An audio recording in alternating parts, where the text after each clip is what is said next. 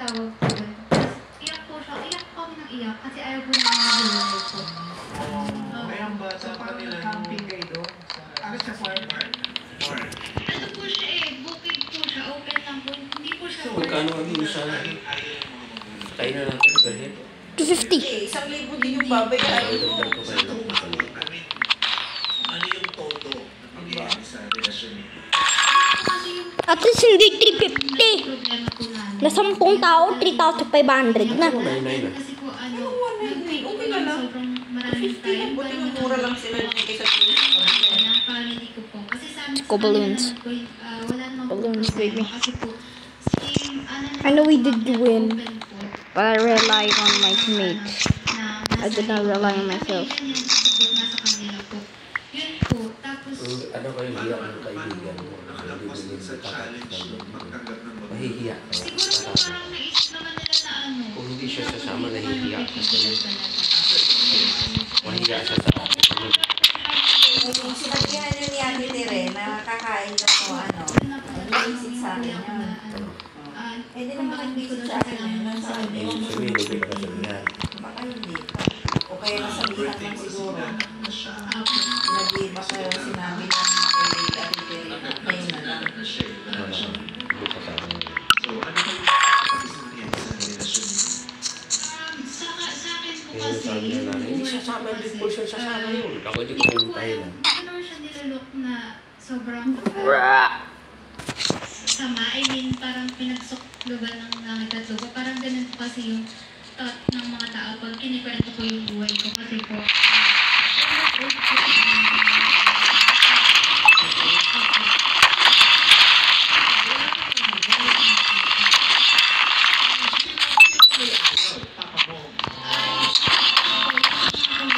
Okay, wala nang nanay na wala nang sinusuway na nanay kasi wala naman na siya. Tatay na lang siya mga kapatid. tapos po nung ano po ako, sa 17 po, doon po yung nawala naman si Papa ko.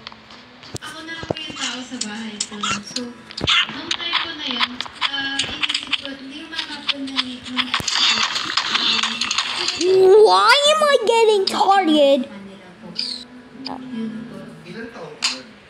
15 po. 15 years old. Nope. Opo. Nasaan yung mga kapatid mo? Yung kuya ko po kasi, yung dalawa po, nasa Manila po sila. Tapos yung isa ko naman po kuya, nasa ano po, nandun din po sa city namin, pero kaligin niya po yung jowa niya that time po. So hindi na sa ganun nakakauwi. Nakaka-uwi naman po minsan, madalas po gabi na po lagi po. So pumayag sila na sumama ka na din sa boyfriend mo. Opo, kasi po parang nakalala din naman po nila yung parents ko ng boyfriend ko po. O kasi yung mga kuya yung nasa Manila daw, so hindi pa rin siya natutukan. 15 years old.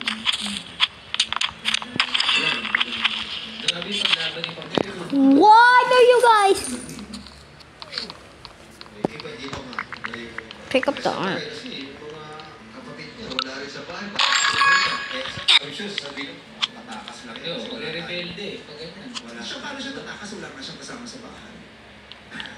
Gumaganyan pa siya sa bahay. Kasi pagkakas niya. Bukas pa niya. Hindi ko magagawa na. Mag-isa ka sa bahay, sinunod mo tumakas. Pagkatapos siguro sila sa pagod. Diyan ka na sa bahay na, huwag ka lalabas, huwag ka pupunta. Pero siyempre, hindi mo na nakikita. Pero yung nangyari naman po nung nandun ako is, parang hindi na po kami yung, hindi na po, What are you? niya po is, hindi na He's po kami one jowa. Parang shot. na po nila ako. Kasi I'm not lahat po sila kidding. lalaki. Minsan nga po, parang dumating po kami, so pinapakalala ko, sasabihin, anak niya po ako. So, okay No. naman yung mga magulang ko kasi nga dahil pinagpup ka nila. Shot he was. Wala na yung isa ko. Kayo nga ito, yung nanay yung magulang ko, boyfriend. Okay po, so, Am I Pero hindi ka ba in-offer na ng mga kuya mo na makikira sa kanila? Kasi personally, my sister being 15 din, hindi ko ma-imagine na mangyayari sa kanila sa ibang bahay ng kapatid ko. Ako, kahit nasa Canada pa siya, papauwiin ko na lang siya dito sa Pilipinas. Hindi ba yun ginawa ng mga kapatid mo? nag-offer po, nagagalit po sila sa akin, nag-chat po, pag pinupuntahan po ako. Kaso po, ewan ko po kasi gusto ko din po doon. Hindi naman din po nila fault yan kasi decision ko rin po kasi may mga priorities din naman po sila po. Naiintindihan ko, hindi pa rin naman po nila ako napapabayaan kahit wala ko sa nila, sa poder po nila. That time, sa kwento mo ha, parang ikaw na rin ang nasunod sa buhay mo. Ang guardian. Kasi minor ka, parang dudema ka na rin. Kahit inopera ka na sa kanila ka na muna sumama, ayaw mo. Ako po rin talaga yung may ayaw po talaga. Gusto ko po doon sa bahay. Whenever I should go high ground, Lagi. then back So, there. yung Joanne, umabot pa kayo ng nasa, hindi na kayo minor, mga 18 na kayo. Yes po. Ano mga plano nyo na nun? Madami po, lalo na po nung nag-work na po kami sa madami po namin gusto ko. To the high ground. Kalwan. Kasi nga po, bata pa po kami nag-start, wala pa po ng pera. Oy! Allowance na, ganun. Pag Anong- kakain ko sa labas, ganyan, malaking bagay. Anong may panlingkod ko daw? Nakakapunta kami sa ibang lugar. Ito question. Ako sa isip ko lang. Ako sa isip ko lang. Minor ka, tapos sasama ka na sa bahay mo. Yung buldo mo. Ano? Ano concept mo ng relationship mo? Paano yan? Ano expectations mo sa relationship? Marilaw yan, marilaw. Di ba? No, marilaw yan. Isang batang babae. Pumapasok sa isang sitwasyon. Nang. Actually, po, nung pinag-iwalay po kami, yung Anong pangalan? yung mababan, kinausap po ako ng mama niya po, bago po maging maayos nila. Sabi ko Negative, sa negative, akin, negative. okay lang sa kanya na may relationship kami, basta mamahalin ko daw po. Yung pagkababae ko dapat po, priority ko po. Yung ano ba yung transaction nyo? Hindi po ganyan, hindi dapat na puro lang, ganyan. Kaya po nag-stay ako dun kasi nasa utak ko kasi Oo. kasi dun sa kanila po. Okay, send me.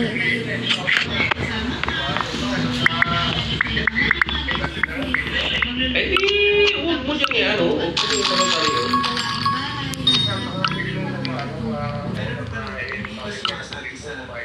Maliit na pera lang yan. Di ba? Maliit na pera lang yan. Kung hindi kaya dyan, saan bang tinutukoy mong notaryo o public? Saan nakalagay? Saan dyan sa Pure Gold? Sa taas? Second floor? Second floor sa Pure Gold? Dyan second floor sa may shrine? Kanonisado nakalagay? Kanonisado loafer? Opo.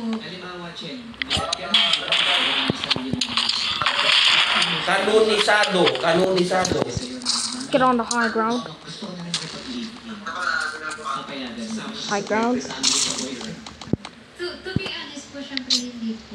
Hindi po talaga. Actually po, naisip ko naman po yun kasi matanda na po ako nang naisip ko yun. Pero may reason po kung bakit.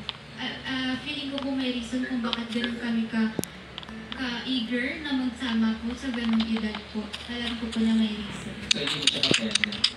Hindi po. Pero pag sinabi niya, Ha? Cupid. Oh, anong Hindi nakalagay? ko po ma-explain kasi po wala po po ako dun sa situation na yun. Pero I will try my best. Hindi siguro baka Hindi pilido. ko naman nakapagbigay ako ng Kaya nga, baka kapilido lang. Huwag niya, para hindi niya na pumasok. Oo, sige. Kaya kung Si? Naghanap siya ng family. Alin?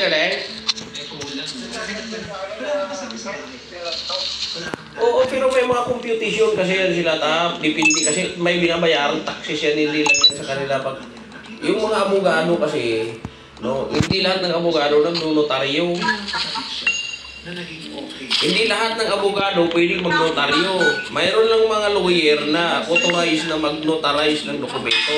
Diba? Parang So, yung pag-notarize naman, nagbibase yan doon sa computation kung magkano. Halimbawa, magkano value, doon nagbibase yun. Ba't masyado ka nakakabata? Hello? Diba? Yes. Hello? Ang pamilya ko talaga gusto ko. Oo, nagbibase yan doon sa value ng ano, ng tawag nito, ng ipapanotaryuhan nyo kung ano yung value niya.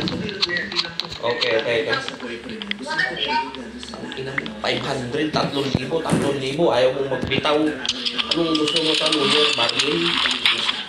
Ang dami ko, nagsimula siyang boyfriend, girlfriend lang yung relationship. Tapos ang dami ko sa Hindi pakialam mo yung gusto mo. Ito siya na nasa Wala alam mo ba? Yes po.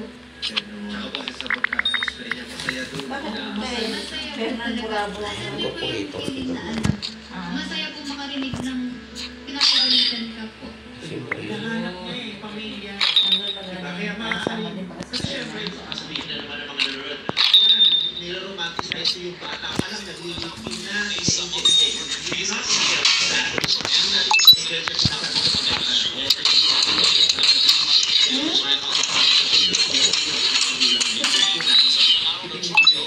Hindi na ito para yung matastayin siya.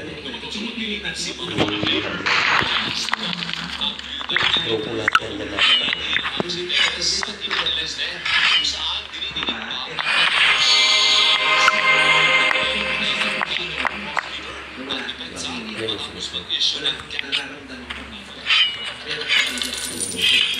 Sinilit sa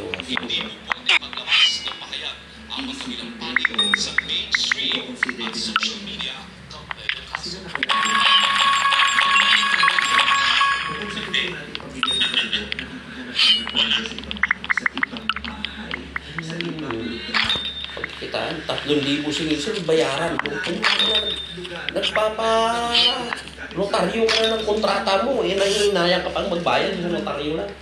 Kailangan mo pa ba kung tawagan mo para makatawad ka? Ano pa pala eh, gamitin mo na ako para makatawad ka. Di ba? Ano naman yung makukuha ko sa'yo? Bakit na yan kung magpa? Yes po. Ibig sabihin, okay na yung kontrata mo, notaryo na lang, tapos Words na gusto kukurapin mo pa. 500 yung sa iba, gusto mo pa magpanotaryo. Gago ka pala. Kasi wala siya kasama sa bahay na makapupok sa life namin. Sarap na tulog ko eh. Okay.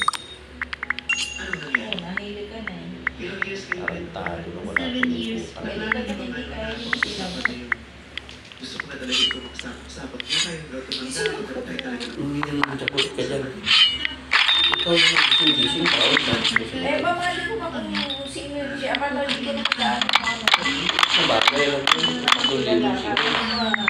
Yung computation niya, ang gawin mo. Kailangan na maharangin sa posisyon niya. Sabihin ko, ibigay sa'yo. Sabihin ko sa isyo niya. Sige, ibigay mo sa kanya 500, gano'n. Daan mo dito, hindi talaga isip eh. Bumo yung mga tao talagang bumo. Ano din lang, parang kadiskwento. Gago. Pinupog siya eh, di ba? Parang pinupog siya nung nanay nung boyfriend niya. Parang ang hirap. Paninigil ko na to. Hindi sila nagkamali sa pagpupog sa akin. Yes. Mga anak nila, no? Yes po. Sila din po. Mahal na mahal ko din po sila po. Sobrang Mahal niya yung pamilya, mahal niya yung guy, mahal siya ng guy, at naman nila. Ilan na talaga. Kaya hindi sila nagkatulog. Bakit hindi na sila magkasama? Ano ba? ano po, last March 2023 po. Gagamitin. Tatawag ka lang. Tatawag ka kung may kailangan mo. Tapos tatawag ka, 500 lang yung Yun tawag po, eh. normal day lang po namin. 3,000 lang yung sigil eh.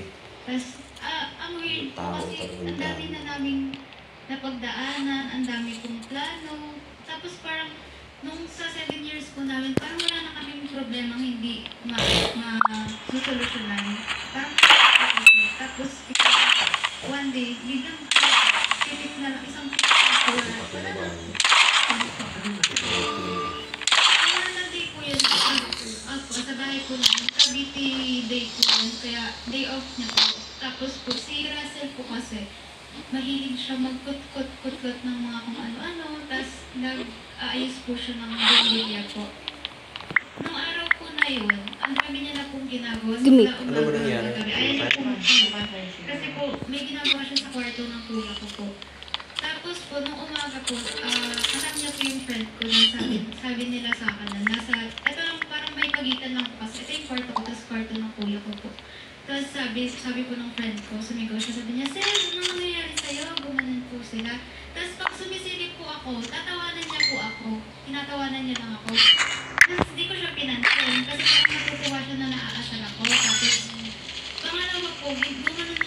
sila hapon na sabi niya, sir, ano nangyari sa'yo? Pagkalabas ko po, wala na naman.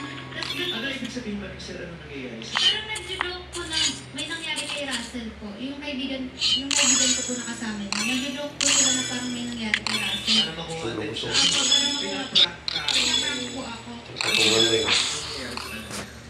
Wala po, parang nahulog. Hindi ko na nagpapautang. Parang ganun po. Tapos, Kailangan ano po, sabi ko sa kanya, sabi ko, pag yan nagkatotoo, sabi ko ganun po, tigilan niya yan. Tapos po, 8 p.m. po, nagulat po ako kasi naglilikit na sila. Siya na po mismo nagsalita. Sabi niya lang po, aray! Kung ganun ako siya. Ano ginagawa mo? Nag-ano na po ng bahay po, na parang inaayos. May naayos mo ilaw. Ako, ito. Tapos paglabas ko po, nakatayo po siya, pero pagkakita niya po sa kanya, tumumba na po siya. Tumba lang po. Tapos pagkaharap ko, ano po, iba na po yung parang, hindi ko po ma-explain kung anong pakaramdam ko, pero parang, ayaw ko po isipin yung nasa utak ko. Kasi sino ba naman pong gustong isipin yung parang, kasi po, iba na po talaga. So nakuryente yung Yun po yung akala namin. Pero nung sa ano na po, sa mismong, sa autopsy, parang ano lang po siya, ano po dun sa heart po. Heart attack po. cardiac arrest. Cardiac po. Yun po. Kasi yun po, sinubukan niya siya, tapos po awak-awak ko siya kasi po wala po ambulance. Nasa patrol lang po kung awak-awak ko siya. Tapos wala po kung alam CPR o kahit ano. Basta ang minamaw ko lang po. Tapos iniipan ko, nilibya ko po ng air. Tapos nag-response naman po siya. Pero alam po ka wala kong ibang sinasabi. Kaya po, ulit-ulit po yung sinasabi sa kanya. Hindi na po nakakasal. Nang dumating siya sa ospital, may guro ba siya wala? Wala na po. Yun po. Dead on arrival. Dead on arrival na po.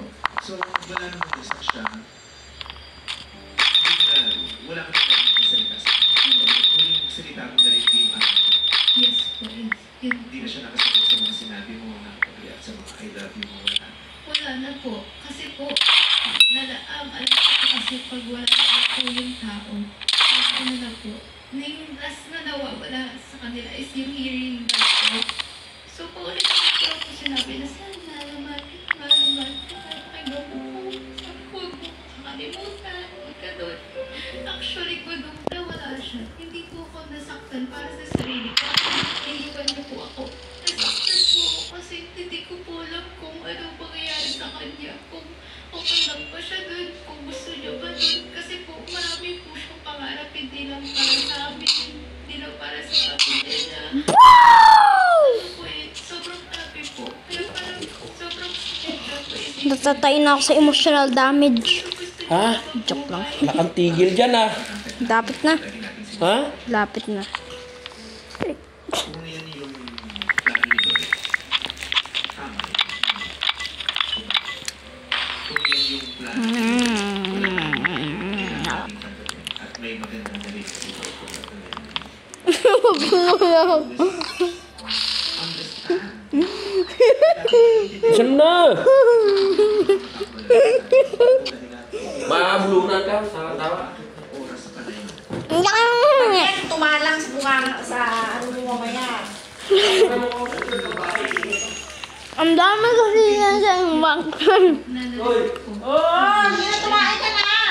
Po si Russell po, yung iniwan niya sa akin, sobra-sobra. Alam ko. Kahit wala siya, Ano ba yun? nandun pa rin. Close pa rin siya sa pamilya. Parang anak pa rin siya ng nanay. Yes, Parang kapatid siya. yes po. In fact, yung nanay ni Russell, hindi dito. Kaya natin si nanay Viviana.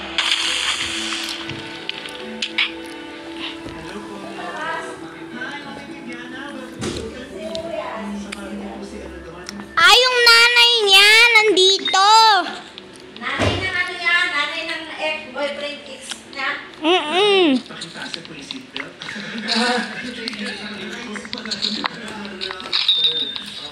So, kinukwento niya, paano niyo daw po siyang inanak na? Paano kayo naging po ang nanay niya? Ano po ba yun? Opo, para po magabayan ko po siya at check ko email na din po kasi. Oo. para po sa kaligtasan niya bilang babae. Ako ba yung anak ng babae? Tinanggap ko po. Ano po mga sinasabi niyo sa kanya noon? Ha, Nung minor, tapos sasama na sa inyo. Sinapat ko siya. Handa kong harapin ko si namang kuya mo kamag-anak mo na gusto mag-demand sa akin tungkol sa'yo. Kasi minoridad ko siya. Pero ang gusto ko po, papangalagaan po siya bilang minoridad bata. Ang dami kasi linagay tatay sa bunganga ko. Pinawas ko siya ng dalawa. Kung okay lang, kung normal na kayo sa bahay, dito na kayo. At huwag kayong gawa ng hindi dapat sa inyo dahil batang-bata pa kayo. Sabi ko, pwede kayo dito sa bahay. Dahil wala naman po akong anak na babae, ituring mo kapatid na babae. Hindi mo mo. Kasi hindi talaga safe yun, ha? Oo, kasi lalo na kung minor ka, meron kasi wala yung magulang. Meron kang guardian talaga. Meron kang gaano sa'yo. Iaatas na magpastol sa'yo. Hindi siya madali yung nangyari sa kanya. Doon ko, nung nawala ko si Russell, doon ko lang po na-realize na kaya pala ganun po kami nagmamadali. Kaya pala gusto mo ko siya nakakaano kasi po ano. Sobrang diksi lang po pala yung panahon. Nakasama po pala kami. Parang kaya pala po mahala kami makasinaan sa kanila kasi hindi po kami kasama. Agad So ngayon kung wala na yung anak niya, ano rin po, kinukupok niyo pa rin si Cheng o hindi na? open pa rin po siya sa bahay. Nagpapagod siya. Magkano po nakagalaman po siya sa Post ko muna to, Nay. Welcome po siya. Welcome siya. Lumalabas-labas pa rin kayo ng ngayon. Po lagi po. Nag-tennis yun. Mama siya. Nagkaibigan, ako sa pokla kasi siya. Si Russell po parang sa kanya po lahat ang taon po yun.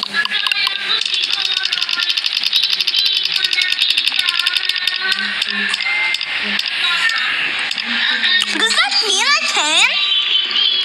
Siya na yung kakuwang na siya sa papa niya. Kasi nakapagalang buhay na rin po siya. Simplify. Nagulat po siya ng mga sideline ng auntie. Nagulat po siya. Hindi po kami palagi po kami pagdating niya sa bahay, ma, kumain na po ba kayo? May ulam na po kayo. Ano ulam niyo? Ganun We got head start again, guys. Ito po, nung nakita niya yung